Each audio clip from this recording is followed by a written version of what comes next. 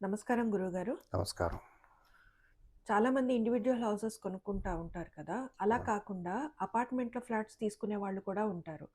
అలాంటి వాళ్ళు ఫ్లాట్స్ కొనుక్కునే ముందు ఎటువంటి జాగ్రత్తలు తీసుకోవాలి? హ్మ్.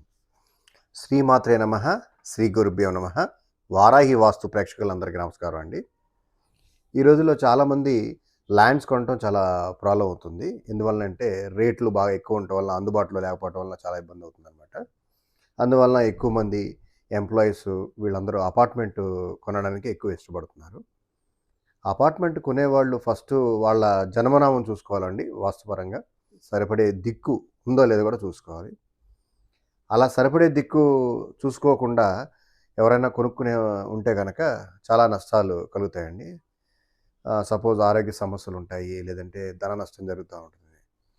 చాలామంది కస్టమర్లు ముందు ఇల్లు కొనుక్కున్న తర్వాత మాకు కలిసి రావట్లేదండి. మాకు చాలా సమస్యలున్నాయి అని అంటూ ఉంటారు. అందువలన ఫస్ట్ కొనుక్కోవాలి అనే ఆలోచన ఉన్నవాళ్ళు ముందు వాస్తు చూసుకోవాలండి. అలాగే ఏ దిక్కు వారి జన్మనామ నక్షత్రానికి సరిపడా ఉంటుందో అది గూడా వెరిఫై చేసుకొని చూసుకుంటే వాళ్ళకి వాస్తుపరంగా మొదటి అడుగు ఏదైతే వాస్తుపరంగా ఇల్లు కొనుక్కోవాలనుకుంటున్నారో అది